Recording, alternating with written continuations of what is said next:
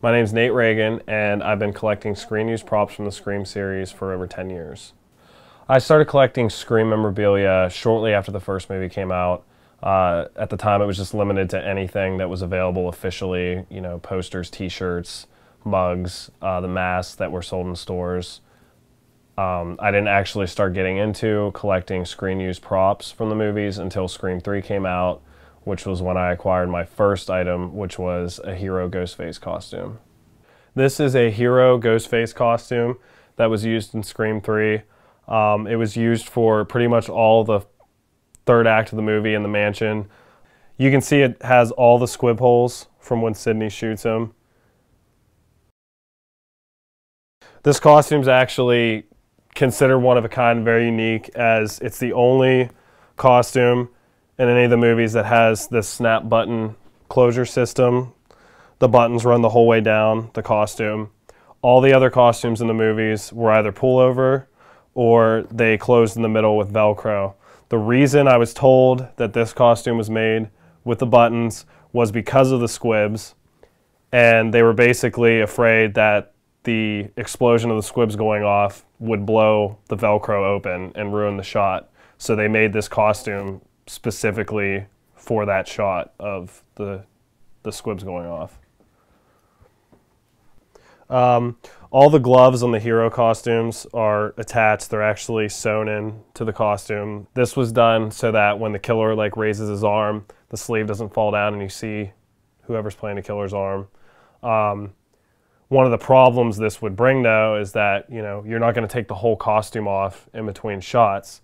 So a detail that you cannot see on screen on these costumes is they all have this little opening in the wrist here where essentially the actor playing Ghostface, or the stuntman, in between shots he could just slip his hand out of the glove and out of this hole here. So the glove would basically be hanging like this while he had a free hand on set. The cool thing about that is it also explains an aspect that people still question till this day in Scream 3, where Ghostface is constantly leaving his knives in people's bodies and he's throwing them at people, and then he's just lifting his arm up like this and pulling a new one out, and everyone always says, where are these knives coming from?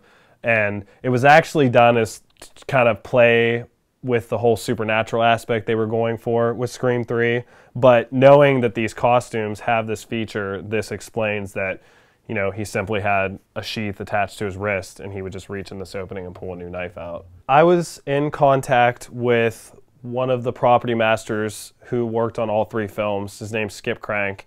Really amazing guy, does amazing work with props. He's done a ton of movies. He's also an amazing artist.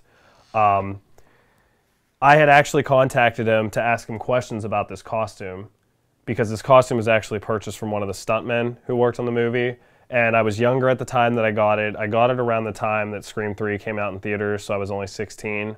I wasn't in the mindset to ask the questions I would have liked to ask. So when I got in contact with Skip, I basically was showing him pictures and asked him questions about it, and he gave me all the answers I was looking for.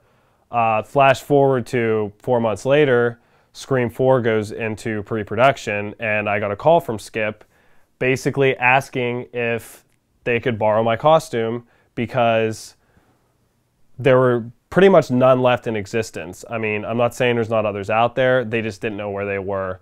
More or less, typically when a movie is done shooting, they'll hang on to certain things just in case they have to do reshoots or just in case they have to do another sequel somewhere. But Scream 3 was supposed to be it. It was supposed to be the last one. There was never supposed to be another Scream. So they didn't hang on to stuff like this, you know, and a lot of them got thrown away. A lot of them got given away to random crew members.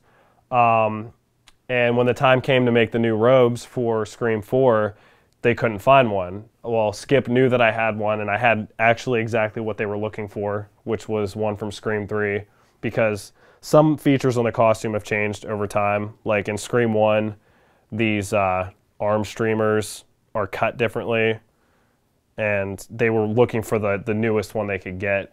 And so I was able to help them out, and without me sending the costume to them, they would have had to start from scratch, essentially. This is an original K&B mask made for Scream 1. These were made because they didn't have a deal worked out with Funworld yet, and they weren't able to use the mask, so K&B Effects made a similar looking mask just in case they weren't able to use it. It has appeared in some scenes of the movie. This one actually, I don't believe was used on screen. From talking to Howard Berger of K&B, there was only 7 versions made. Each one was made a little bit differently. They weren't sure. Wes never liked the mask. Mine is the only one that has this sort of arrowhead nose to it. All the other K&Bs have a straight across. It's a straight across. It's like a perfect triangle, and the eyes are a little bit different on mine. So I don't think it was used on screen, but it's definitely one of the original 7. Do not know why it's missing half the hood. This is how I received it. It came with a lot of mask that was used in the first film. I don't know if there's an explanation behind that or not. This is a Hero Fun World mask from the first Scream. This is the K&B mask that Principal Hembry cuts up that one of the expelled teens is wearing in Scream 1. This is also a mask from Scream 1 that was cut up by Principal Hembry. It's actually, this is one of the strangest pieces I have. It's actually a Fun World mask, and it's been modified to look like a K&B mask. This is not the original Fun World hood. This is a K&B Effects hood that is on all the masks. It even has this strap on the inside, which they attach themselves. This strap is inside every K&B mask. Deluxe masks that were made for Scream 4. These are two. This is a zombie and scarecrow version of the Ghostface mask. This is something that Fun World made. This is a prop Stab 4 DVD case from Scream 4. I think it's cool because it has a lot of things that you're probably not going to be able to see on screen. It has a whole full cast list, the rating. It has a whole synopsis on here. This is a prop Out of Darkness book from Scream 4. This was used in the movie. It's Sidney Prescott's book that her character has written about the events that happened to her in the first 3 films. It has a full description on the back, the inside flap, and it's signed on the inside of me by Neve Campbell.